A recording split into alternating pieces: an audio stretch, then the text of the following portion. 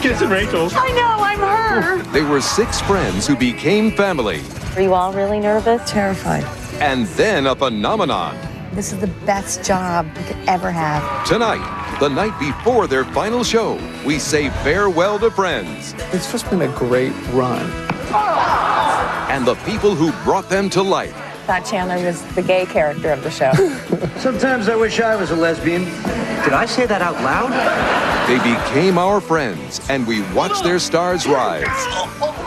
How has it been handling the dual fame in your relationship? It's a challenge. Tonight, they're all here, reliving an amazing 10 years. Of course, it wasn't what I expected it to be. What you expected it to be? Is there a problem? Is there a problem with me or with you? Remembering the struggle to carry on when real life wasn't so funny. If you look at some of those episodes, do you think you can tell that something was troubling you? Probably, yeah. Sharing the stories. I thought he was so dang cute. And the secrets you've never heard. Now the truth comes out.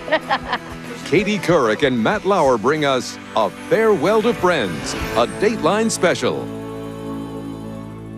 Hi, everybody. Tonight we say goodbye to Ugly Naked Guy, Marcel the Monkey, and a certain coffee shop that always had the center couch reserved for our friends.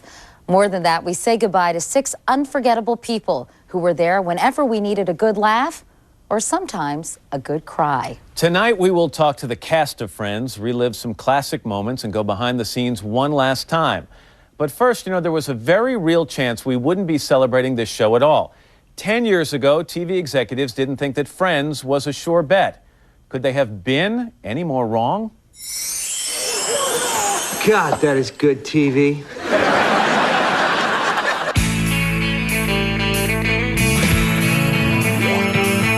For 10 years, it's been some of the best, most watched TV. Along the way, we got to share amazing moments with 6 good friends. We watched them as teenagers. Shut up. The camera adds 10 pounds. So how many cameras are actually on you? Saw them get married and almost married. Hi, Ross. Take the Emily. Take the Rachel. Have babies, married or not. 1, 2, 3. And fall in and out of love. I'm kissing Rachel. I know, I'm her. Just like real friends, just like real life, just a little bit funnier. Welcome to the real world. It sucks. You're gonna love it. I come in and I say to the crew, oh my God, we're so lucky, everybody. This is the best job we could ever have. I find myself like leaning towards the windshield to get to work, you know what I mean? As opposed to just, oh, I have to go do this again. And it's for 10 years. 10 years and 236 episodes, all shot on Stage 24 at Warner Brothers Studios in Burbank. A remarkable run. And now that I know that it's truly over, I think I'm worried about being overwhelmed. I'm just terrified. I don't want it to end at all. It's the end not just of a sitcom, but of something that's been a big part of our pop culture. Remember when every girl had to have this haircut? When every radio played this song?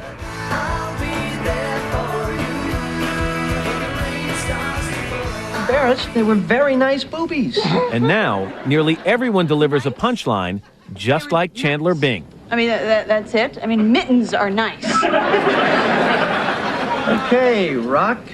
Hard place. Me.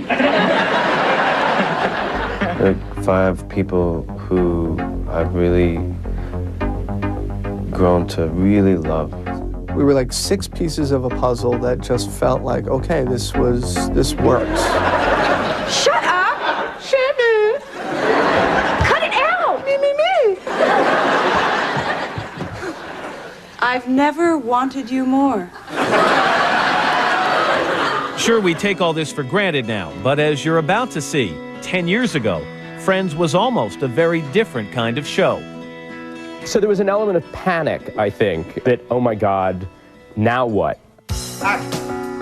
Kevin Bright, Marta Kaufman, and David Crane created Friends at a low point in their careers.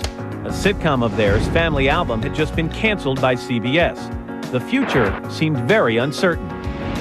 The story goes that you became a little nostalgic and you start to think about, what the beginnings of the business were like and what it was like to get out of college and live in New York, and some light bulb went on.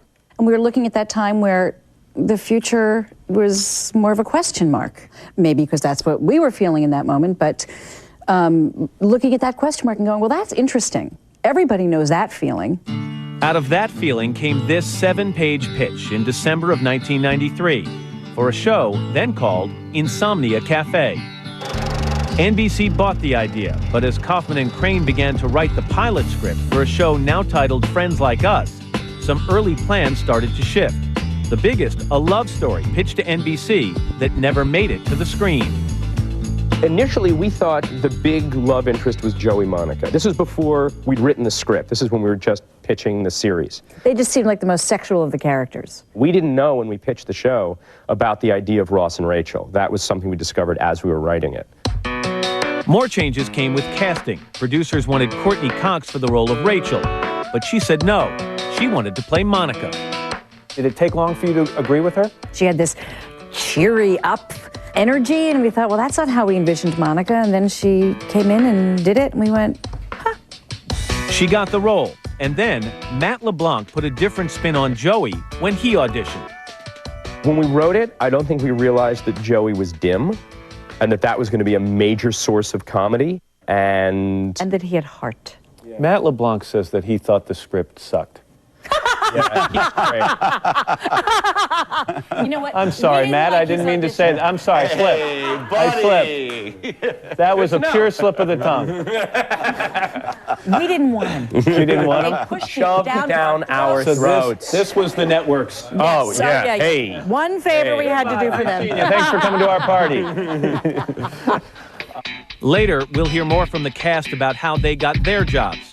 Meanwhile, NBC liked the pilot script and ordered up the series, now with yet another title, 6 of 1. Shooting began in the summer of 1994. Audiences were given this rundown to read so they could follow a show with 6 different main characters. The young cast of relative unknowns talked about their roles in this promotional video, seen for the first time in 10 years. I think he's a hopeless romantic. He wants to be married again. I'm a little wary of people, but at the same time, I've got a close bunch of friends who come over and rely on me. And felt good about the new show's chances. It's exciting. It's very exciting. This time, I feel like just all the right elements are in line. You don't know what it's going to be and what's going to happen next. So you've got to, if nothing else, just commit to whatever you're doing. Oh, I'm nervous. I'm excited. You don't know. It's could be anything. Could end tomorrow, it could go on forever. Suddenly, NBC began to get nervous. Executives now worried the coffee house setting was too hip and wanted the show in a diner, like Seinfeld. And get this, NBC thought the cast was too young. The network pushed for an older character who could give sage advice to the kids. We even tried, at one point, we even wrote a draft of an early episode that had, oh God, some cop who came in and just, we were like, looking at it going, this is terrible. You know the children's book, Pat the Bunny? Yeah. We had Pat the Cop. Yeah. NBC dropped both ideas, but there was one more problem. In the pilot, Monica is dumped by a guy after sleeping with him on their first date. Morning. Morning, Paul. Hello, Paul. Hi, Paul, is it? The network worried that viewers wouldn't like Monica for that, so they handed out this survey to the pilot audience, asking if the storyline was offensive and should be changed. The survey cards were handed out to find out, do you think for sleeping with a man on the first date, Monica's A, a whore, B, a slut, C, a tramp, D, be your easy. dream date? Or D, all of the above. Yeah. And it turned out people liked her. They did. They liked her. NBC backed off, and the show, now at last called simply Friends, premiered on September 22nd, 1994. You never knew she was a lesbian. It was an instant hit, seen by nearly 22 million people. Sometimes I wish I was a lesbian. Did I say that out loud? I just want to be married again.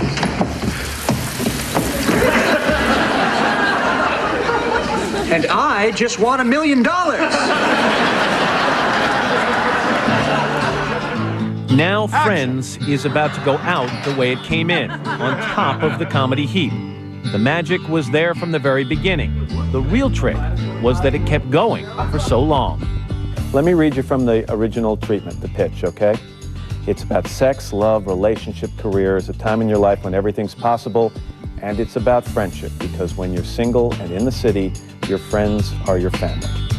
Is that what Friends has delivered for 10 years? This was one of those things where the idea was very clear to us. I mean, the writers still make fun of us because it's like, oh, when you're in your 20s, your friends are your family. But that's the show. And that was the show. For 10 years, a group of friends that we got to know like friends.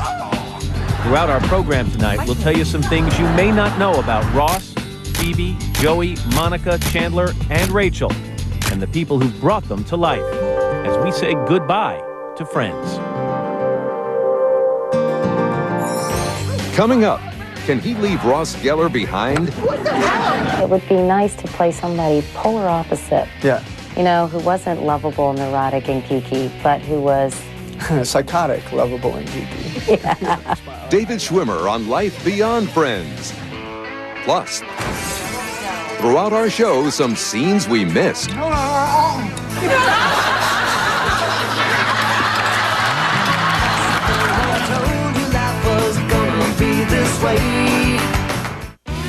We now return to A Farewell to Friends. Here again is Katie Couric. He was Friends' first breakout star. But for those who knew David Schwimmer way back when, that was no surprise. He was always serious, talented, and driven to succeed. He even founded a theater company when he was still in college. So what will he do now that he's a multi-million-dollar TV superstar without a show? Anything he wants.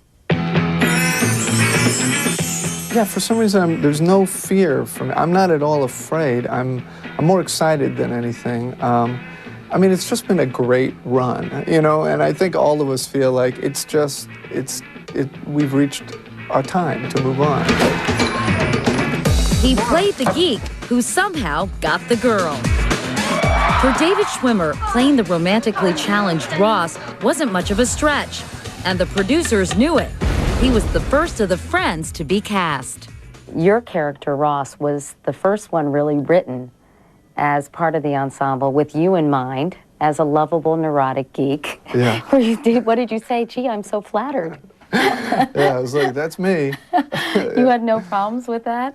No, I mean, there was definitely part of me that identified with that aspect of the character.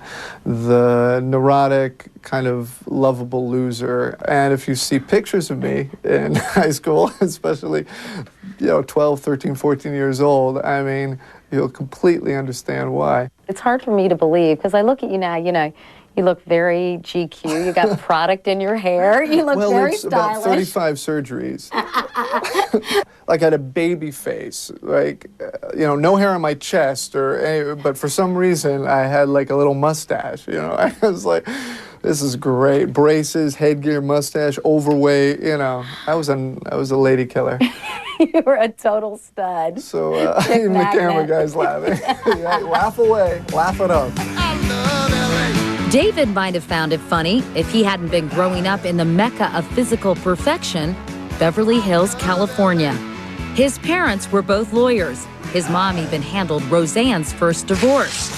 After high school, David almost followed in the family's footsteps until he enrolled in a summer acting program at Northwestern University outside Chicago. Do you ever regret not being a lawyer? Not for a moment. Yeah, there are not many people out there who say, gee, I wish I'd become a lawyer. I got to play one on TV. That was in 1994 on a very short-lived comedy called Monty, starring one-time sitcom icon Henry Winkler. But the 6 years David spent trying to succeed in show business were anything but happy days. You made a lot of attempts to break into Hollywood that were not so successful. I mean, at some point were you like, ugh, I just need to pack my bags and hit the road? No, I never thought about quitting. I need to take a break every now and then. You know, when I came out after graduating from Northwestern, I thought, well, I'll come out in 3 months, I'll be making millions of dollars as a movie star. Like, I really believed that. You did? Absolutely. What were you smoking? Well, no, you know, like when I graduated Northwestern, I was at the top of my game, you know, and you thought, I'm the man. I was like, yeah, I was the man, along with my colleagues in the theater company. We were it, you know, so I thought, yeah, I'll come out to LA, I'll take that city. But the city was taking its toll on him. And after Monty went belly up, David had sworn off sitcoms. And in fact, when the role of Ross came up, you were like, no thanks. Yeah, exactly. I was like, I'm never doing this again. So I went back to Chicago to do theater. And while I was there, I got the call about, you know, from my agent who said, well, I know you don't want to do another TV show, but there's a show, and she used this key word that got me, which was it's an ensemble show. Like your theater company, it's an ensemble. Just take a look. And I was like, all right, I'll take a look. After that ensemble had proven itself as a must-see TV mainstay, it had bargaining power. All right, I want my monkey. But early on, Schwimmer was the first cast member to emerge as a star on his own. Movies, magazines, and a chance at big money.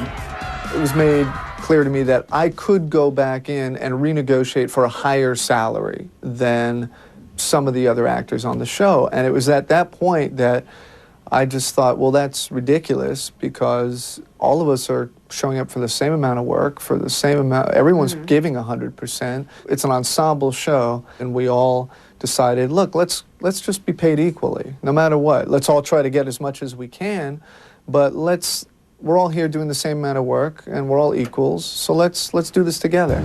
Using the litigious laurels he gleaned from his parents, David led the way as the cast of Friends ultimately negotiated a deal for $1 million per episode, each. After all, that's what friends are for. You've got a friend in me. We were like 6 pieces of a puzzle that just felt like, okay, this works. And that is just chance.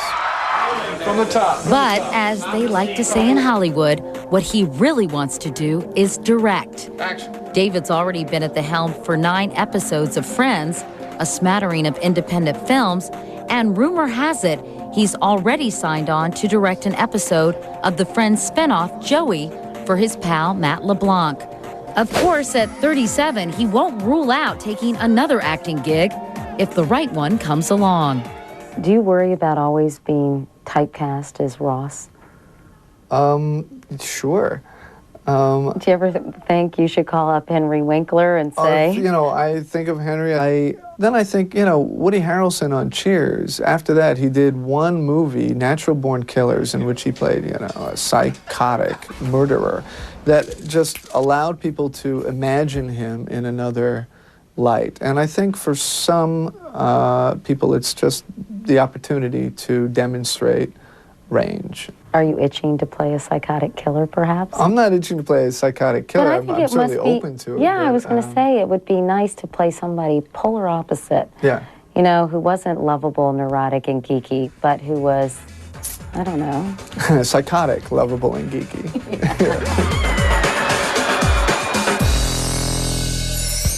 Coming up, the Friends family tree. Could it be more complicated? Is that something that... And later, Katie, Matt, and friends remember when they all first met. When you look back at that, what goes through your mind, Matt? Your hair. All my hair, actually. Oh, jeez. That is a different phone. Oh, is it? Is it? Well, somebody's actually here.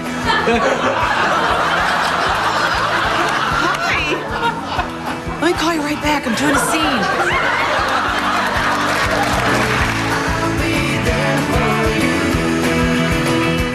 Farewell to Friends. Tonight's Dateline special continues. In the beginning, there were just 6, but over 10 seasons, the Friends family tree has grown. Here's a look at some of the twisted branches. Let's start with brother and sister, Monica and Ross Geller. Mom and Dad have been there since season 1, Jack and Judy Geller, played by Elliot Gould and Christina Pickles. Then there's sexy cousin Cassie, Denise Richards, who drove Chandler crazy and made Monica jealous. So you ready to go? Yeah.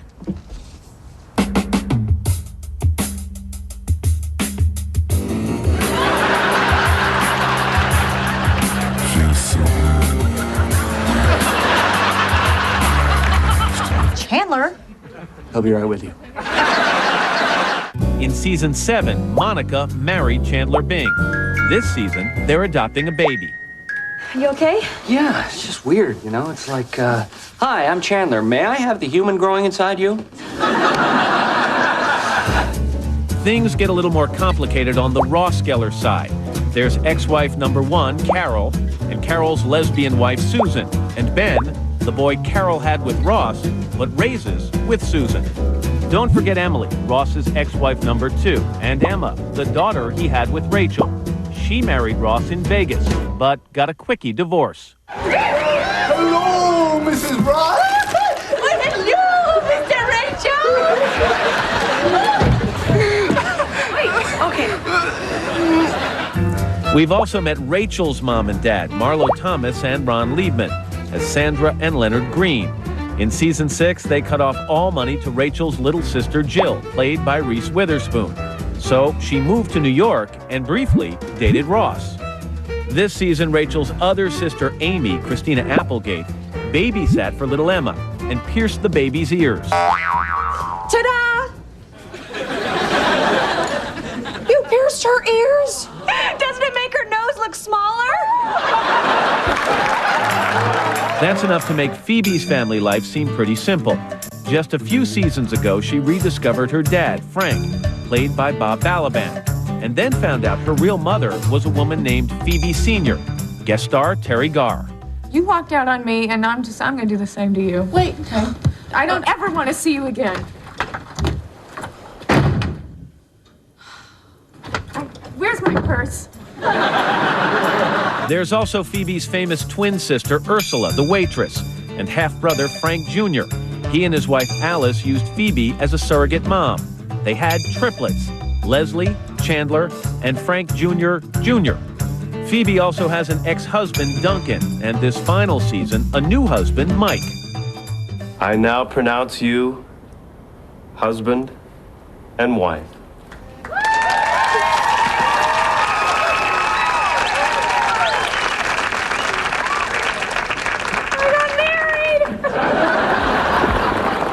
We met Joey's parents, Brenda Vaccaro and Robert Costanzo, back in 1994. Grandma Tribbiani has dropped by to watch TV with Joey, who also has 7 sisters. Chandler kissed one in season 3, but forgot just which one and made everybody mad. This is so bad. If you're not Mary Angela, then who is? I am. Oh, it's so bad. No, Joey! No, Joey! Which leaves us finally with Chandler Bing's family tree. There's Monica, of course, and the new baby. But don't forget Chandler's mom, Morgan Fairchild, as steamy romance novelist Nora Bing. She kissed Ross in season 1. And how could we ever forget Chandler's father, Charles Bing? Actually, guest star Kathleen Turner. Charles is the cross-dressing star of an all-male casino revue called Viva Las Vegas. Ladies and gentlemen, please welcome the incomparable Helena Handbasket. Hello, darlings. And there's Daddy. They say you can choose your friends, but you can't choose your family. Unless, of course, your friends become your family. Then watch out. It all gets very complicated. Get over here! Coming up, the ditzy blonde, who is anything but. Cow in the meadow goes moo. Then the farmer hits him on the head and chops him up, and that's how we get hamburger. Life is Phoebe, and life is Lisa Kudrow. What more do you want? We want the last 6 years! This is what I'm looking at. What more do you want?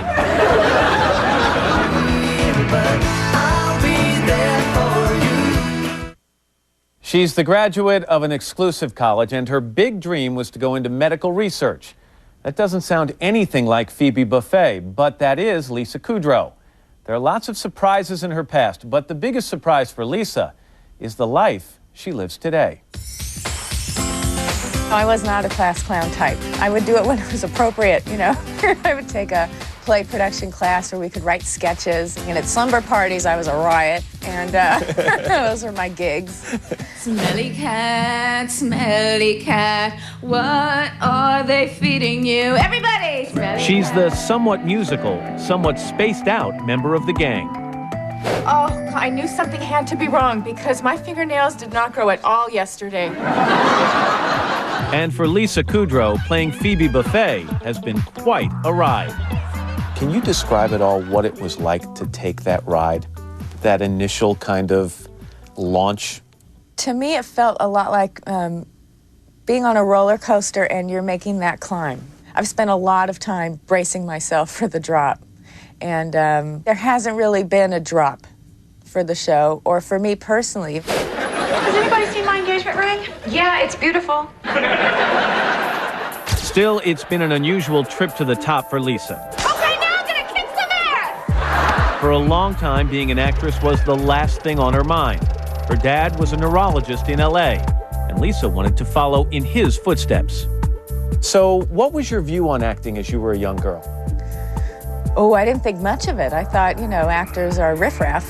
Didn't you say you thought they were dumb? Yeah, I thought they were dumb. I'd see them on talk shows. I'd, you know, read the stories about, you know, marriages breaking up and all kinds of problems all the time and just thought, wow, I don't want to be part of that group. Lisa went to Vassar and majored in biology, but she acted in school plays and started to get the bug. I would just get these feelings of, yeah, I could do that acting. I could do it. I could do that, comedic acting. You'd be good. All right, stop.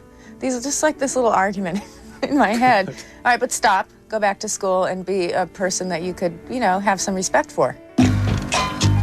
After she graduated from Vassar in 1985, a friend of her brother's, comedian John Lovitz, pushed Lisa to join the famous LA comic troupe, The Groundlings. They accepted her after 2 auditions, and Lisa Kudrow's acting career was officially underway. How you doing? Her big TV break came 4 years later, the role of Ursula the waitress on Mad About You. Is there any way that I could get half a dinner salad? What do you mean, like half? That led to what was supposed to be her biggest break, a job with a new sitcom called Frasier. You actually were offered the role of Roz on Frasier. Right. Got the part. Yeah. And then they changed their minds. Yeah. Yeah, I was fired before we shot the pilot. They said it wasn't you. They said you were great. But they always say that, though. But we're going in a different direction with the character. Right, yeah, that's what I was told. Yeah, it's all right. I was really disappointed, and it was one of the best things that ever happened to me. Because just a year later, she read for a role in another new show, then titled Friends Like Us. This time, she got the part for real. No, don't. Stop cleansing my aura. No, just leave my aura alone, okay? Fine, be murky. But Lisa was still playing Ursula on Mad About You. So, in a TV first, the writers made the characters twin sisters. You're a twin? Oh, yeah, we don't speak. She's like this high-powered, driven career type. What does she do? She's a waitress. Along with success in Friends, Lisa's also done a string of well-received movies, including the comedy hits Analyze This. Oh, you know what? This is like the cutest we've ever looked. And Romy and Michelle's high school reunion. Not bad for someone who wanted to be a scientist. Maybe thanks to that non-showbiz background, 40-year-old Lisa seems to have a good handle on dealing with fame and Hollywood. Her private life with her husband, ad executive Michael Stern, and their son Julian stays private. She says they will be her main focus now. What are your hopes for the first year after Friends? My hopes are to be doing, you know, that great independent film here or there, so that I also have time to, you know, be an involved parent with my son's school. That's what I... So now it's been actress and mom, and you want it to be mom and actress? Uh-huh. Are you in there, little fetus? In 9 months will you come greet us? Lisa also has her own TV production company called Is or Isn't Entertainment. But Friends, she knows, will always be a big part of her life, no matter what she does from here on out. Hey, Phoebes, you want to help? Oh, I wish I could, but I don't want to. Do you see a time where people will hear your name and they'll say, oh, she's the one who was fabulous in X movie or Y movie, and not immediately say Phoebe from Friends? No, I think it's pretty much going to be Friends that That's okay defines with you? my career. Yeah. Why not? Nothing to be ashamed of. I mean, it's, you know, it's a great thing. I'm in the shower and I'm writing a song. The moments Lisa says she'll always remember from her Friends' career are those wonderful songs she got to sing. Lather, rinse, repeat, and lather, rinse, repeat, and lather, rinse, repeat, as needed. Is there a particular Phoebe song that after 10 years still sticks in your mind? Yeah, there's a few of them. Tell me one. Give One me of one. them? Yeah.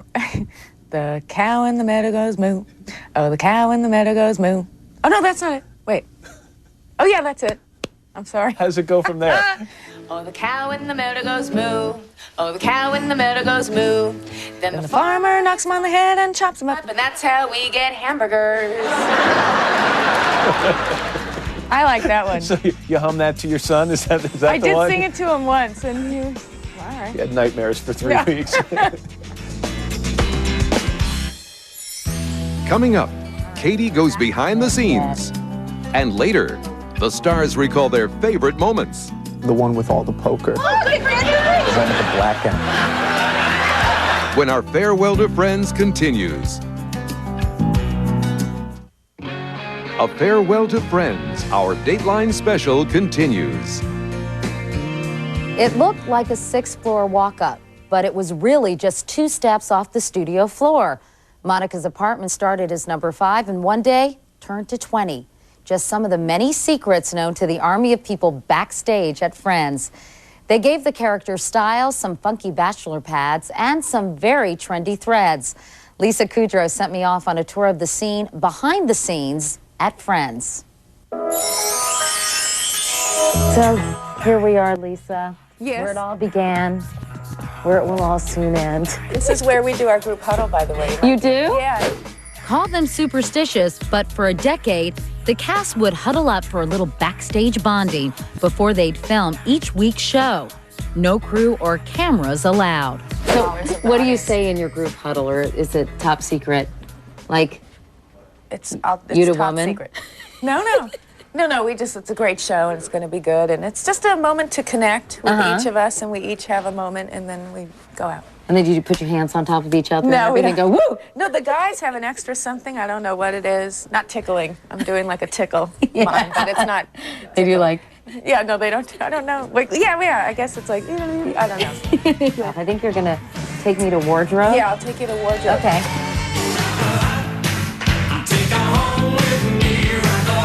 And this is Deborah McGuire. Hey, Deborah, how are you?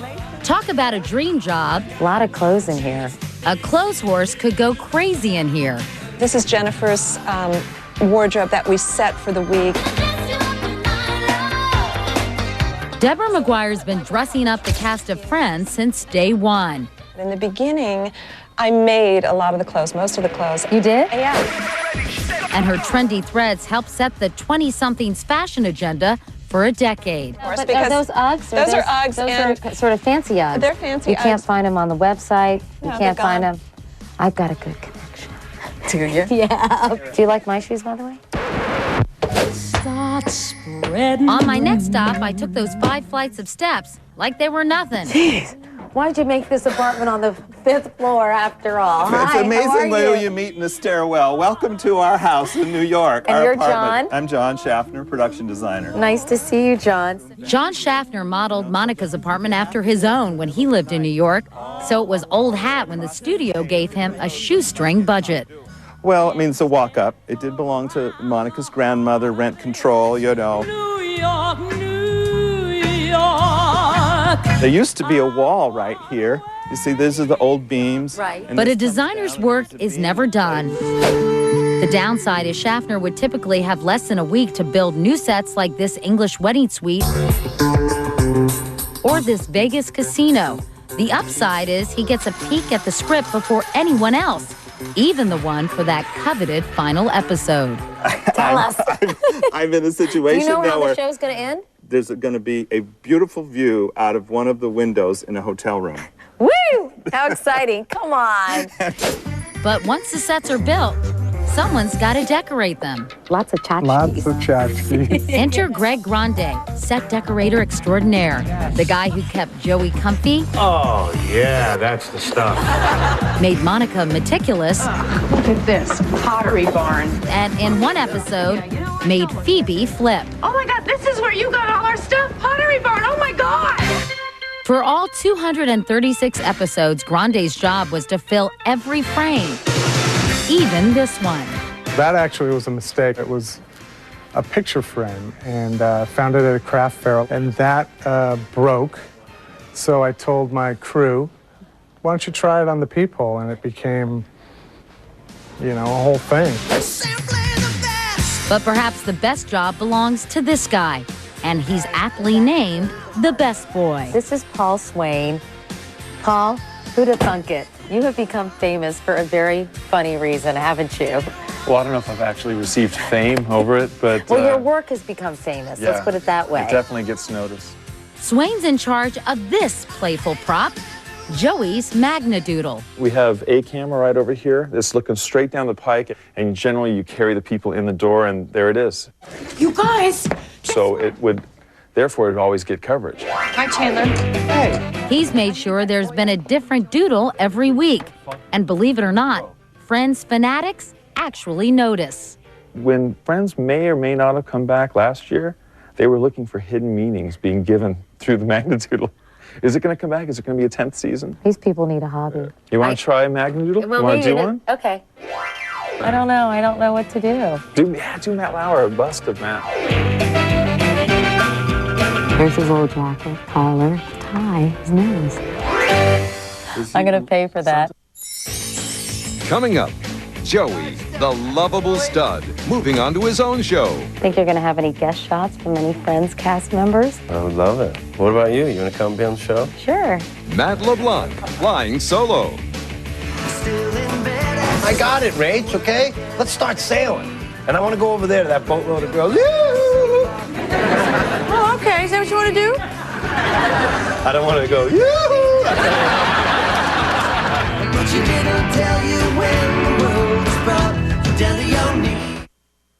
In TV terms, jumping the shark is that definitive moment when your favorite show is starting to tank. The expression comes from Fonzie's water skiing stunt on Happy Days. Well, arguably, Friends never took that plunge. So now that Matt LeBlanc is taking Joey into Spinoff City, is he worried he'll be in over his head?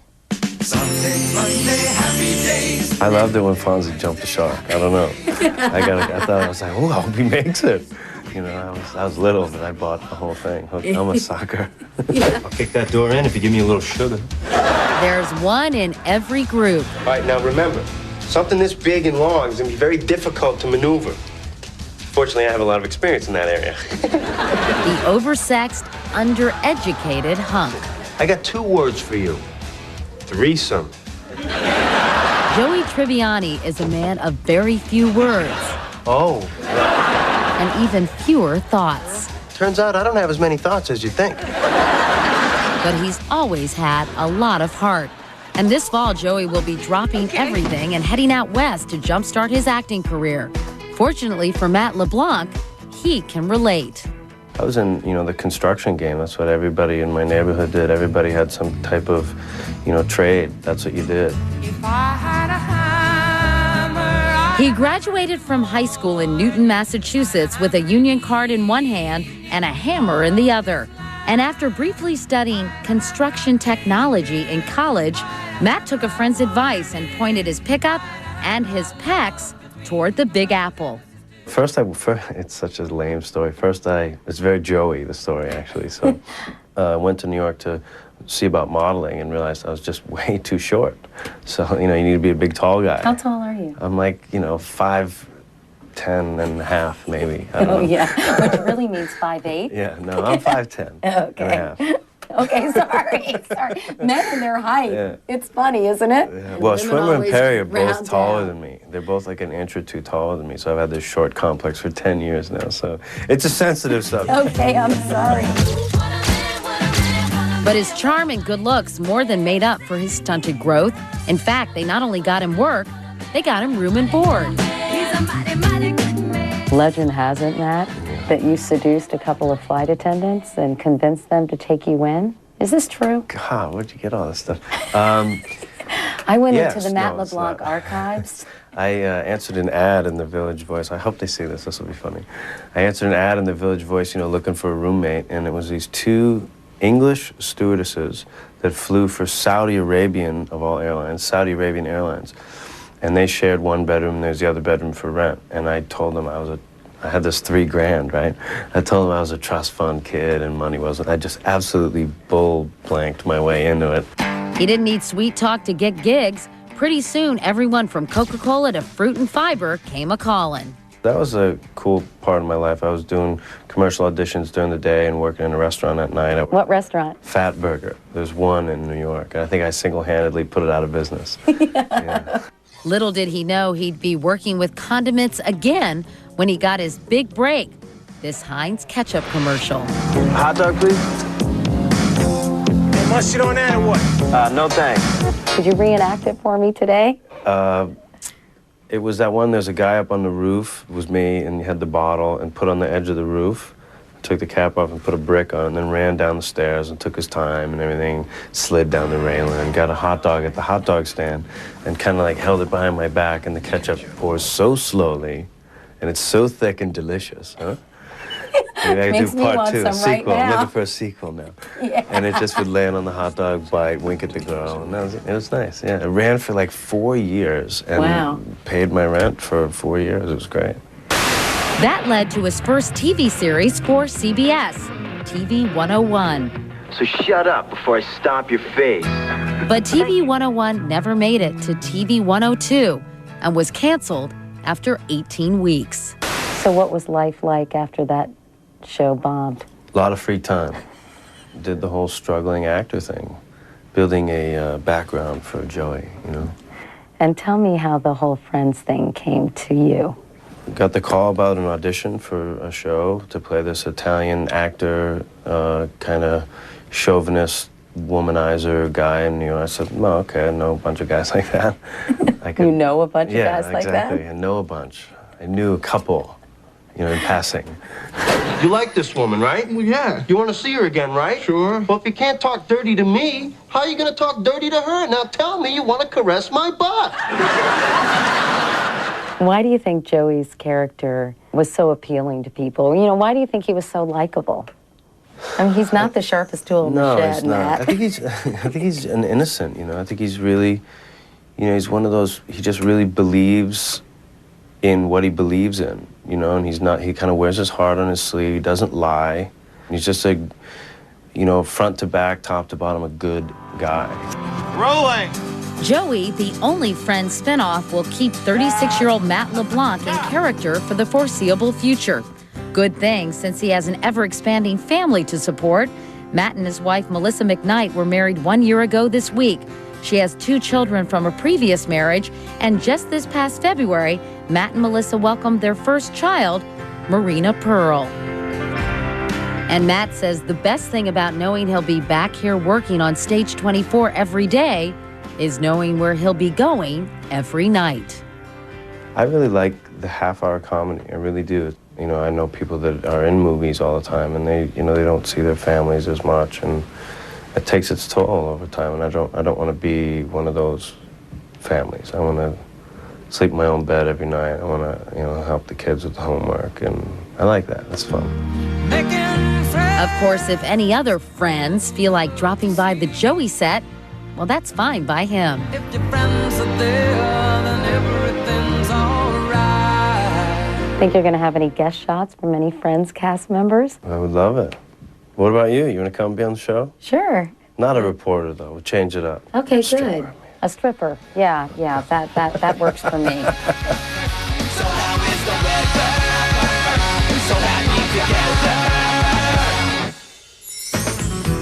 Coming up, happy endings for Monica and the woman who made her what she is. I just feel like everything's really right where it's supposed to be. How art imitated life for Courtney Cox Arquette. Plus, classic outtakes. What about friends of your grandmother? I mean, Phoebe, what about friends of your grandmother's? I can't. I know. Phoebe, what about friends of your grandmom? Doesn't they?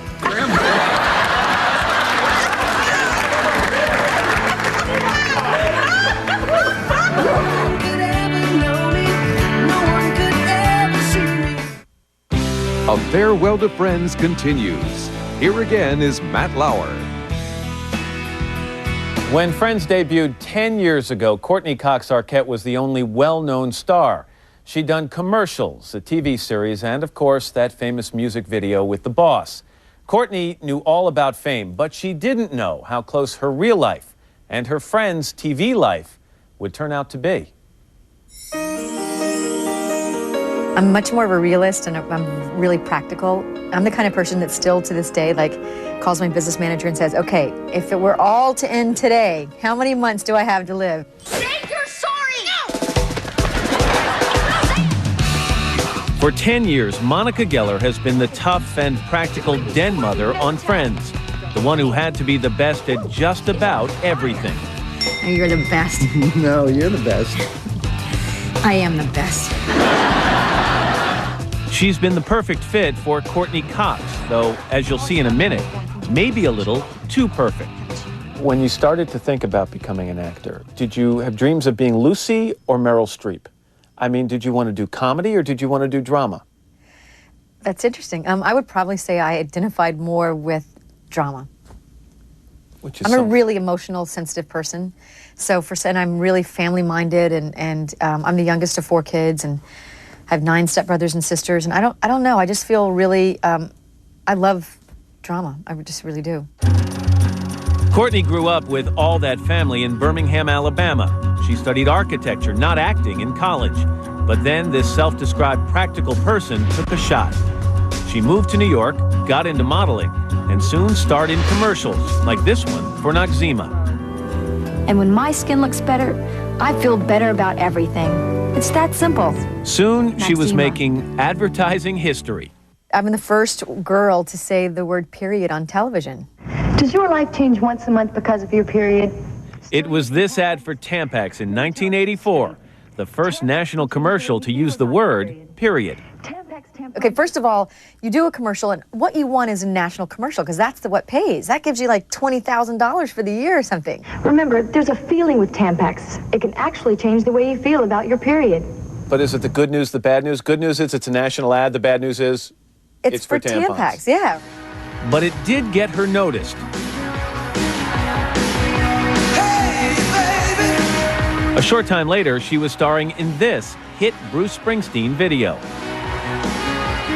How was it up there with the boss? It was scary. I just imitated everything he did. He went backwards, I went backwards. He turned to the left, I mean, whatever he did, I just copied him. I was petrified. Courtney Cox was suddenly famous, and in 1985 landed the role of Michael J. Fox's girlfriend on Family Ties. I don't know if you business, economic, yuppie, Republican overachievers have any feelings to get in touch with. Producers of Friends remembered that when it came time to cast their show. Only problem, they wanted her for the role of Rachel. Courtney had other ideas. And you came in here basically and had read the parts and you said, pardon me, but you're wrong. I'm Monica. I should be Monica, which takes a lot of guts. I mean, I guess I liked the fact that she was strong. I liked the fact that she just wasn't, you know, your typical girl. And I really thought that I should be Monica. I really did. Why not now, I don't Rachel? know. I know. I wonder if I made a huge mistake now. It's worked out pretty well, by the way. You think you knew I was here? Even though sometimes Courtney's real life has been a painful echo of Monica's TV life. While Monica was battling with her boyfriend Chandler. Will Chandler have sex tonight? Don't count on it. Courtney's off-camera life was a challenge too. She'd fallen in love with David Arquette, her co-star in the wildly successful Scream movies. Hi, Gail Weathers, field correspondent, top story. I know who you are, Miss Weathers. But David was wild himself. Courtney had to play a tough Monica-style den mother in real life. Well, of course. He was having some difficulties with substance abuse. He said to you at one point, look, commit to me and you'll see the real man that I am. And you said, show me the real man you are, and then I'll commit to you. Yeah. You really didn't want to you didn't have a leap of faith. You wanted to see... I would not be good with someone who did drugs. And as long as I know something, I can deal with anything. I'm really good, but what I'm not good with is inconsistency, and I'm not good with not knowing. You basically sat down, you had some kind of rules sessions in your marriage. You said basically... Oh, there won't be no drugs. David agreed, and they got married in 1999, a marriage that has since survived perhaps one of the toughest challenges for any couple. Is there a problem? Is there a problem with me or with you? For the last 2 seasons on Friends, Monica and Chandler have struggled to have a baby. But there's a good chance this may never happen for us. Oh my God. For more than 2 years, so have Courtney and David. Tell me your thoughts, Courtney, when you realized this was not going to be a snap for you and David like it is seemingly for so many people and so many couples. Well, it was really weird because everyone in my family has kids. I mean, they pop out like it's nobody's business. Everyone has never had a problem in my family. No one has. So to me, I thought this would not be a problem at all. But it was a problem. After several miscarriages, Courtney learned she had a rare antibody in her blood that would attack the fetus. So you could get pregnant. I could get pregnant really easily. Retain a pregnancy. Exactly. So now I decided to do in vitro, and I did that twice, and then give myself shots of heparin every day. And that's a blood thinner. Take a baby aspirin. What a winnie, winnie, winnie. During this entire time, her job was to make other people laugh. Why is he still crying? How do you come to work and be funny? That was hard. Sometimes, like I remember one time I just had a miscarriage and Rachel was giving birth. It was like the same time. Oh my God, it was terrible having to be funny. If you look at some of those episodes, do you think you can tell that something was troubling you? Probably, yeah. I bet I could. You could, or the audience could? Hopefully just me. I think. I faked it pretty well, I think. She doesn't have to fake it anymore. Courtney Cox is pregnant. The baby is due next month. She's a working, expectant mother. Courtney and husband David produce Mix It Up for the Women's Entertainment Cable Network. The show uses Courtney's old architecture and design background to help newlyweds move into their first house together. For 10 years, Courtney Cox and Monica Geller have struggled together with life and love. Now, on TV and in real life, everything seems to be falling into place. As you now prepare to put Friends into the past, what are you most afraid of? I don't think I'm afraid of anything right now. This June is going to be a really big month for me. It's my 5-year anniversary, turning 40, have a baby, I'll due in June. And I just feel like, I don't know, I just feel like everything's really right where it's supposed to be. Coming up, they were the band that brought Friends to life. Plus, the cast of Friends reliving the laughter. All right, Joey's gonna catch it, and you and I are gonna block. Let's block. Phoebe, I thought you said you knew what you were doing. I thought you meant in life. Break. Still in bed at 10 and work again at 8. A farewell to Friends. Tonight's Dateline special continues. We all remember the song. No one told you life was gonna be this way. Your job's a joke, bro. Love life's your way. But do you remember the band?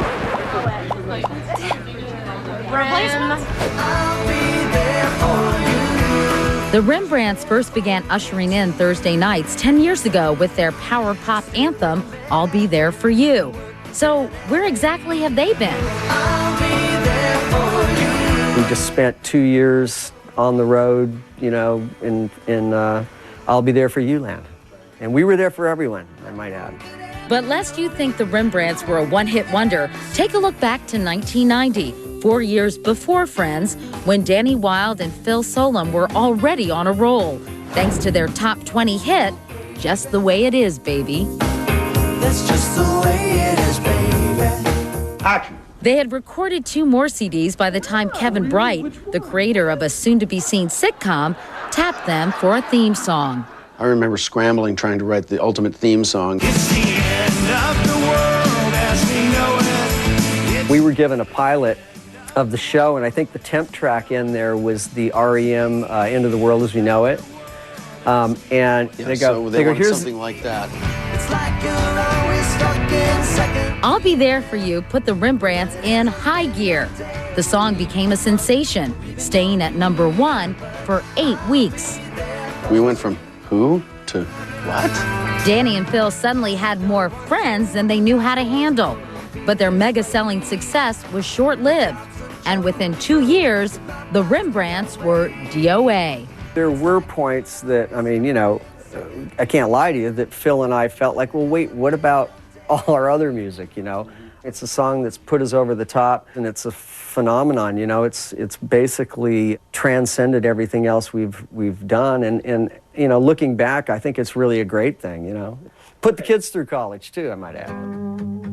After a 4-year breakup, the Rembrandts reunited in 2001 and expect to release new material sometime this year, knowing full well they can't ever really replicate the Friends firestorm. That's just the way it is, Katie. But thanks to syndication, this Rembrandts original will be there for everyone in TV immortality. I don't think it's really ever the end. I mean, because the song, the show, and everything is totally, it's like styrofoam. It's, you know, non-biodegradable. It'll be around forever.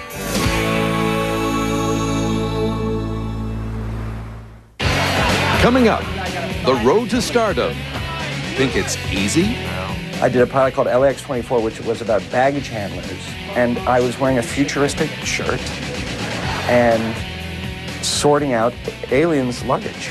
Life Before Friends with Matthew Perry. Look, I didn't read the box before I opened the box, and you can't send the box back before you've opened the box. That's not right. I bought it. It's like you're always stuck in second gear. You can understand why people confuse Matthew Perry with his character Chandler Bing. There's a heavy dose of Matthew in Chandler. The wise guy attitude, the nervous energy, the unsinkable sense of humor. But now that he's saying goodbye to Friends, Matthew admits there are times he just wants to chuck his inner good humor man and just get, well, real. I've always wanted to go on the Tonight Show and Jay says, "So how you doing?" I go, not good. And just like really just like tell the truth, or like even Or do something, yeah. To tell you the truth, Jay, I have no idea which end is up and down in my life anymore. After 10 years of interviews about Friends, who could blame Matthew Perry for wanting to shake things up? Mine is the red one. I would think one of the best things about ending this chapter and saying goodbye to Friends is you don't have to be interviewed by people like me anymore. Oh, no. In fact, this is the first time you and I have done a one-on-one interview. That's so true. I'm all at Twitter. I'm sure you are. Thanks. Do I detect a little sarcasm? Okay, I don't sound like that. That is so not true. On Friends, Chandler speak was a dialect all its own. Could there be more Kims? Often imitated, Look at me! I'm Chandler. Could I be wearing any more clothes? but never duplicated. Ooh, I'm alive with pleasure now. How much, Matthew, are you like Chandler Bing? It's, you know, that, yes. You've never been asked that before, have you? No. And I have the standard joke for it, which Oh, is go ahead, I give look it a to lot me. like him. Oh, that's That's funny. what I say to that. If it seems Matthew Perry's always going for a laugh, it's because he's used to getting them, and has been, ever since he was 6. You know, when you get your first laugh, like when I'm 6 years old and I'm, you know, I pretend to fall down and people laugh and just something tingles in your brain and you're like, ooh, I want more of this. And if there's any way to get paid doing it, wow. Yeah. Utopia, you know. But his childhood was far from perfect. Matthew, an only child, was born in Massachusetts, then raised in Canada by his single mother, Suzanne. Your parents got divorced when you were quite young, when you were just one, I was right? 1, yeah, so I didn't blame myself quite yet. But, Still, Matthew idolized his father, John Bennett Perry, a working actor who would call his son long distance when he was a part of some must-see TV. that was mostly the way that I saw my father when I was young, was like on TV shows and, you know, getting shot through a door on Mannix or something. Like, that's my dad. Come on. That's his dad, too, the studly sailor in those Old Spice commercials. He's very attractive, by the way. Yeah, Notice the father-son thing. And you saw the people sexiest. thing. That was one of the best moments I've ever had. Really? Why? Yeah, just because I get to show up to that photo shoot with my father, and he and I really enjoy sharing time, and it's just so corny and sexy. It's father and son. Well, I have to tell you, your dad is hot. Okay. I've been hearing that my whole life. When he was 16, Matthew moved to Hollywood, hoping a little more than the smell of his father's cologne would rub off on him. I did a pilot called LAX 24, which was about baggage handlers in Futuristic. in the year 2194 at LAX. God, I love my life. Now that sounds riveting. Yeah, and I was wearing a futuristic shirt I'm not gonna let some government agency and screw up my life. I can do that. sorting out aliens' luggage. That's what the show was. I'm so shocked it wasn't a hit. Yeah, well, thank God, because if it had gotten picked up, I wouldn't have been able to do this. Art was about to imitate life. In creating his alter ego Chandler, Kevin Bright, Marta Kaufman, and David Crane asked Matthew Perry to just be himself. Too many jokes. Must mock Joey. And what they did was they took all of us out to lunch separately and said, "Tell us about your lives. I mean, we know you can act and you've got this part, and just tell us a little bit about yourself." And I remember saying 2 things. I said, well, I'm not an unattractive man, but I do very terrible, I'm just awful with women and have really bad relationship problems, and I'm scared to ask people out on dates, and, you know, that's kind of a character you haven't seen before. I've scared you. I've said too much. I'm hopeless and awkward and desperate for love. And I also am not comfortable in any silence at all at the time. This is 10 years ago. But let me keep talking so there's no silence. Did you tell him you were a bit of a wiseacre? Yeah, I told them that, but I said, I have to break any awkward moment or any silences with a joke. And what better character for a sitcom is that? It's a built-in excuse for him to be funny. Hey, Chandler, when you see Frankie, tell him Joey Tribbiani says hello. He'll know what it means. You sure he's gonna be able to crack that code? I wanted this, and, you know, of course it wasn't what I expected it to be. What you expected to be? I expected it to just be that everything was going to be okay now. Because I spent like 5 years complaining, like, if I just got a job where I could express myself creatively, and like all those dramatic talks that you're saying to women to try to score, take them home, and you don't really mean.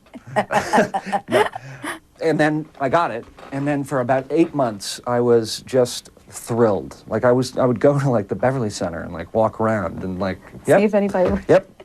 Yeah. Thanks for watching. Like I was so really. sad. Oh, it's so sad. It's awful. He might have felt comfortable in the white-hot spotlight of Friends, but by the show's 5th season, Matthew Perry was feeling more and more uncomfortable in his own skin. It was great for 8 months. And then he kind of realized, no, reality, same issues are coming up. And somebody smart once told me that it was like my fantasies had come true, not my dreams had come true. And I think that's what it was. But 1997 seemed more like a nightmare. That was the year Matthew Perry checked himself into rehab for addiction to prescription pills. And he continued to battle addiction until 2001. Now, at 34, Perry says he's clean. You have to get scared enough. That's the thing. You have to get scared enough to realize the expression that's commonly used is like you have a drink in front of you and you don't know what's going to happen if you finish it, and you don't know what's going to happen if you don't. You know, it's like in that moment where you get so scared that you just ask for help. you know. And it's tough to do without fully bottoming out, which I was lucky. I kind of health-wise almost and spiritually bottomed out, but you know, I didn't lose everything. You feel great now. Yeah, you know, I'm a little trepidatious about the future and you know what's in store business-wise, I suppose. Yeah, are you scared? But I'm a little. See, I chose trepidatious. Okay, sorry. I'm trying to sound smart. I try to use easier monosyllabic words. I even put glasses on for this. After Friends, you can still expect to see Matthew making occasional cameos on The West Wing. This spring, he co-stars in The Whole 10 Yards, and next year, he'll star in a movie with his dad. Yes, they're playing father and son.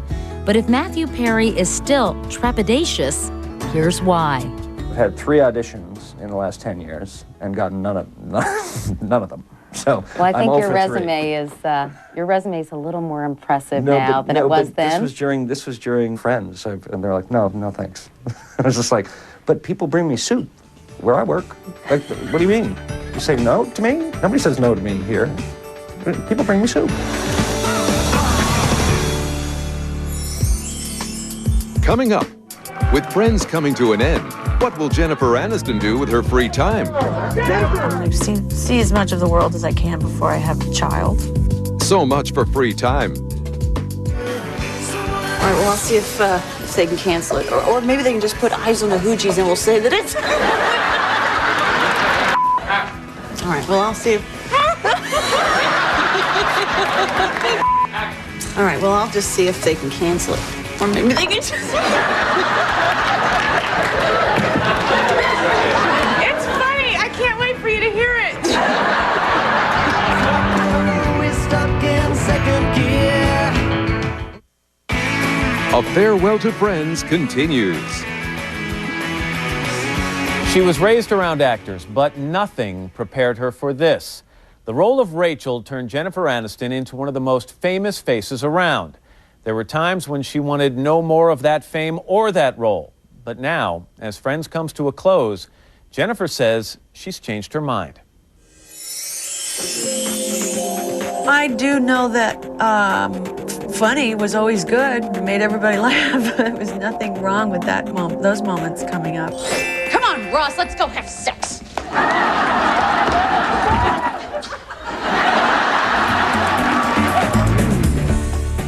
She's the sexy girl from the suburbs who's just a little bit spoiled. Oh, wish me luck. What for? I'm gonna go get one of those job things. Her stormy relationship with Ross is one of TV's longest-running romances. You know, I can't believe I even thought of getting back together with you. We are so over. Fine by me!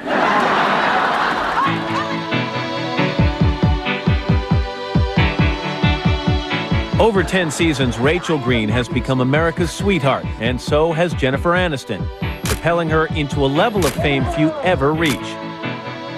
She and husband Brad Pitt are probably the country's most celebrated and sexy couple. You think you're sexy? Sometimes. That's one Not of the all most. the time. That's one of the nicer answers I've gotten. Most people to me, they go, "No, God, no, not sexy at all." I mean, but clearly you're aware of the fact that, I mean, you're married to a guy that women think is outrageously sexy, and men think you are. So is that something that crosses your mind a lot? We just sit there and are sexy together. Quite the sexy couple. No, we are such goobers. It's ridiculous. We're probably two of the unsexiest people on the planet most of the time. She says fame sometimes shocks her. It's still hard to deal with, even for someone who grew up in a world of actors. For almost 20 years, Jennifer's father, John Aniston, played a rakish villain on the soap opera Days of Our Lives. And Mrs. Victor Kiriakis. My dad would have poker parties, or holiday parties with his cast. And I didn't ever think about fame or at that point or anything like that. But yeah, I loved being around those people, those actor types. That gave her the bug early. Jennifer went to New York's famed High School of Performing Arts, where she was the class clown. But her father never wanted her to stick with acting. And so when you went in and said, you know what, I'm going to take the plunge. I'm going to act. What was the reaction? I think he made a face like that. And then he said, all right, I warned you. His main concern was my heartbreaking, because it can be so hard, you know, and painful, and, you know, rejection is not easy. But it didn't take long for it to all start paying off. And one more thing, Worm. 3 years after graduation in 1990, she was starring in the sitcom version of the hit movie Ferris Bueller. See you around campus. Her big chance came in 1994 when she got to audition for a pilot, Friends Like Us. Tell me what you remember about it. I was sitting in the hallway, see Kevin Bright walk by, see all these kind of hippie type, like the Phoebe types that were in the waiting room. And I didn't see any Rachel types. And I walked in, did my audition, kind of felt like, I think I wish I could have gone back. I should have done that differently, should have done this differently. And I got home, 2 hours later, I had gotten the job. The only hitch, Jennifer was already cast in another new show, a comedy called Muddling Through. He said, if you don't go out with me, I'm gonna have to arrest my heart on a 402 Section C, because, darling, you got it doing 90 in a school zone. She shot both sitcoms for a while, but that craziness didn't last. Muddling Through was canceled after 4 episodes. And, of course, Friends was not. It made her a star. Oh, my God, Ross, no, hang up the phone. Give me the phone, Ross. Give me the phone. Give me the phone. Give me the phone. One measure of her celebrity, search for Jennifer Aniston on Google. You get about 716,000 hits. When's the last time you Googled yourself? I Googled myself? You know what that Google? means? Oh, you mean on the internet? I hope I mean on the internet, yes. I was like, I'm unsure of what you were asking me there. Have you ever Googled yourself? Well, you know. No, I haven't Googled myself. I've gone to the websites and seen all of that. What do you think when you see that? I think it's sort of funny. I mean, it's bizarre that there's all these people that create I mean, there's a lot of... It's surreal. Let's just say that. It's surreal. Did you call me last night? No, I don't think so. A bunch of hit films, including this year's Along Came Polly, have only added to her celebrity. Cute. And then, well, she does have that famous husband. You got married to a guy who wasn't a lawyer from Pasadena. No. I mean, you married Brad Pitt. How has it been handling the dual fame in your relationship? It's a challenge. When you have that much energy coming at two people, whether it's wanting them to just fall apart or wanting them to be happy, it's hard. It can mess with your mind, and you just got to stay grounded. She's looking forward to a break from the celebrity world once Friends is over. 35-year-old Jennifer has a couple of movie projects lined up, but says she just wants to relax and focus on family. The first thing I'm going to do is I'm going to take a vacation. I'm going to see as much of the world as I can before I have a child. And then it's about family. In fact, Jennifer admits for the first time that, at least for a while, she wanted to move on and be finished with Friends sooner rather than later. Some people have said you were the one who needed convincing to come back for this final season. Where are you reading that? Someone said that they actually came to you and you were not sure that you could do another year of this. Yeah. Sure. What the hell? Yeah, I was having I had a couple issues that I was dealing with. I wanted it to end where people still loved us and we were on a high. And then I also was feeling like, how much more of Rachel do I have in me? What more is there to tell? How many more stories are there to tell for all of us before we're just now pathetic, still living across from each other in our shared 54-year-old Rachel, right? You know, now, of course, I'm just terrified. I don't want it to end at all. Coming up, first impressions 10 years ago. I thought he was so dang cute. I was really nervous. The stars of Friends.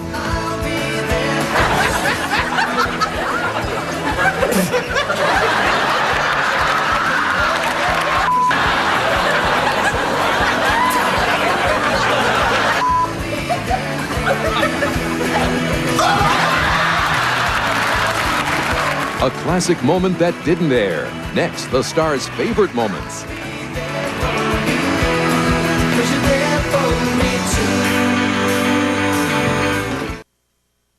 Sit down with any group of people who've worked together for 10 years, and chances are you'll hear some pretty good stories. So imagine what the cast of Friends has to say. We got together with all of them on the show's set, Stage 24 at Warner Brothers Studios. We talked about that first fateful meeting and the bittersweet moment when they'll say goodbye.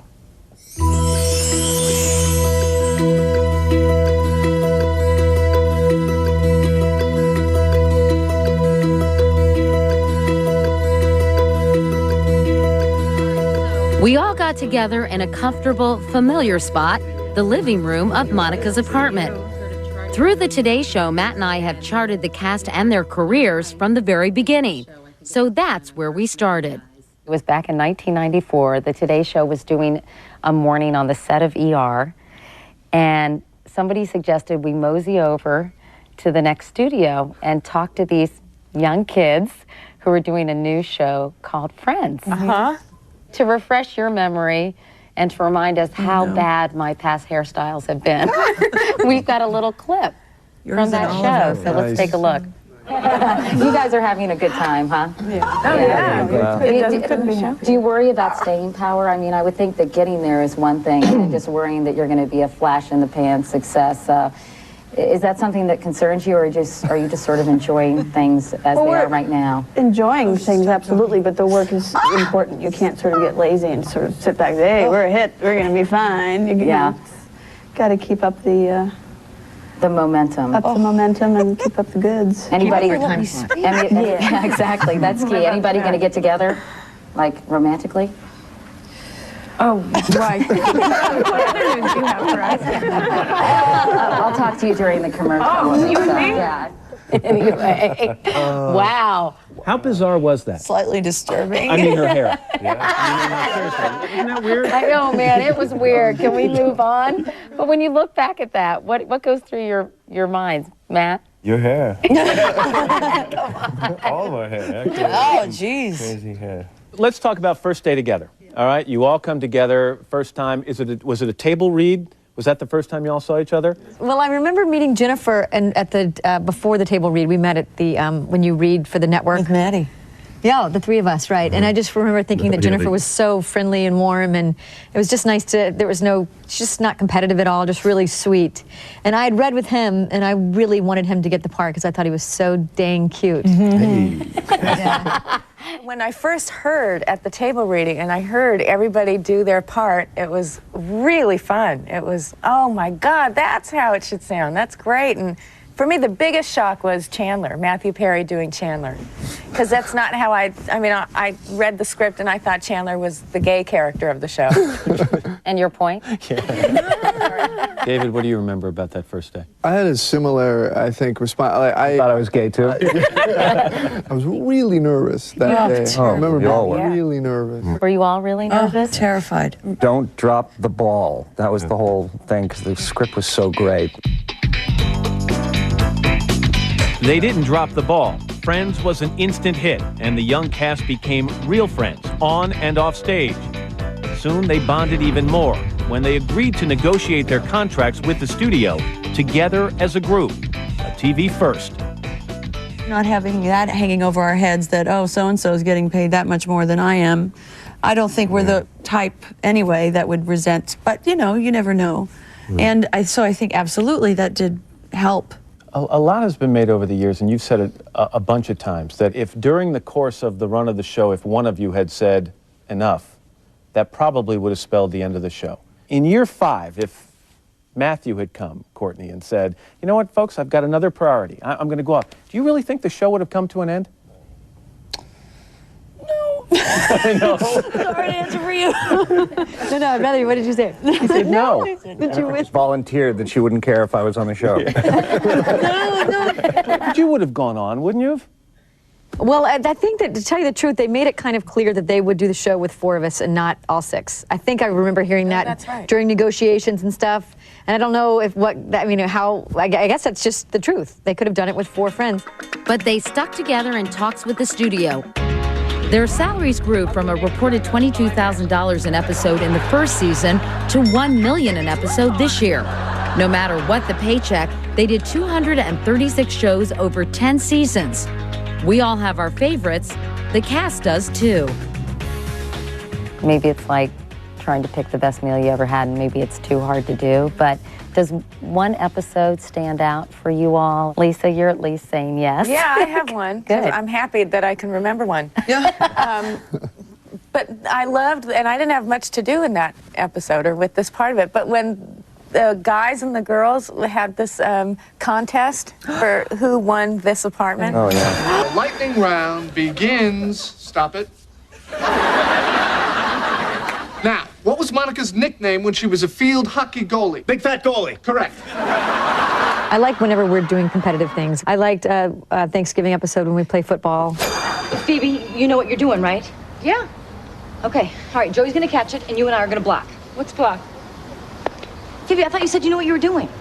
I thought you meant in life. I really like the one Joey and Chandler one episode, Never Get Out of the Barca Lounges. Do we dare? We dare. And remember in the beginning of that week, we were both like, we're reading it going, so we're in the chair the whole show? Are you crazy? You That's our story? What? You know? These guys are talking about like love and stuff, and we're like, we're in the chairs. You got a cheat on your face, man.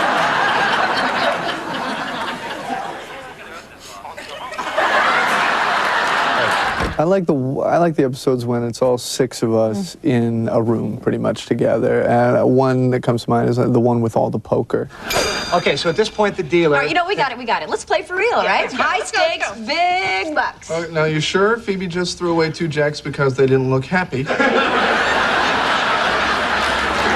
one that always stands out for me, because it was the moment that I realized that sort of magic was occurring here, and it was like the 6th episode we did or something. It was called the one with the black guy.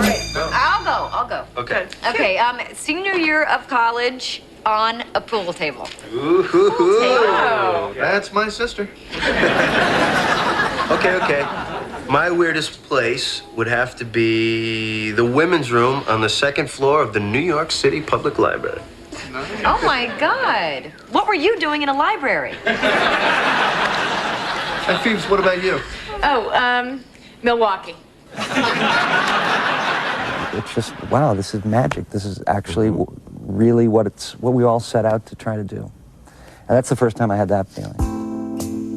That feeling continued for 10 seasons, but now it's coming to an end, and the cast has to deal with moving on, yet somehow staying friends. As you head to that last night, Matt, what's going to be going through your mind? Well, first of all, it's impossible to really be able to tell you, because I've never experienced anything like this. Are you worried about not seeing everybody? Because no matter how many times you say to people, we'll stay in touch and we'll be together and we'll spend time, we'll schedule dinners, it's just going to be probably logistically really difficult. And Courtney, what will you do to stay in touch with everybody? Assuming we want to. Now the truth comes out. I mean, I know I'll see the girls. I think we make more of an effort as far as to see each other. Over the summer, Lisa comes to the beach with her son, and I hang out with Jennifer. I think that'll be easier. It's just they seem to travel a lot, the boys. I don't know how. We hang out though because we live pretty close and we double date. You two, I don't know. How are you going to keep up with you two? I'll tell you what David and I are going to do.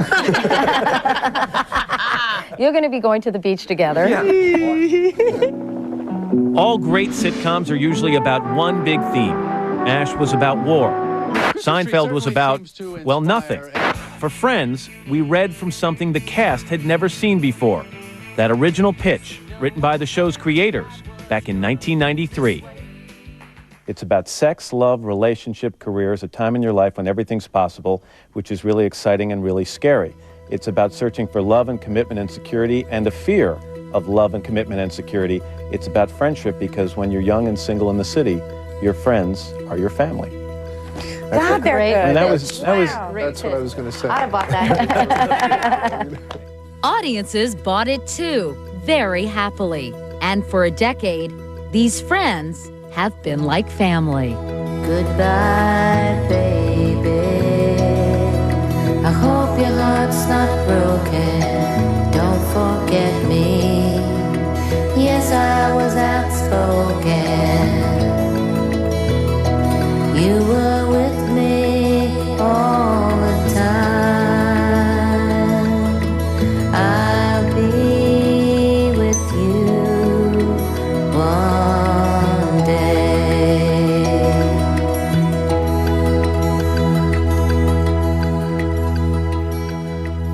Those characters we first let into our lives back in 1994 are older and wiser now. Most of them are married and moving on. But every Thursday night for 10 years, they showed us that to laugh and to love, you just gotta have friends. Thanks for joining us tonight. For all of our friends at NBC News, good night. Oh, well, it sounds...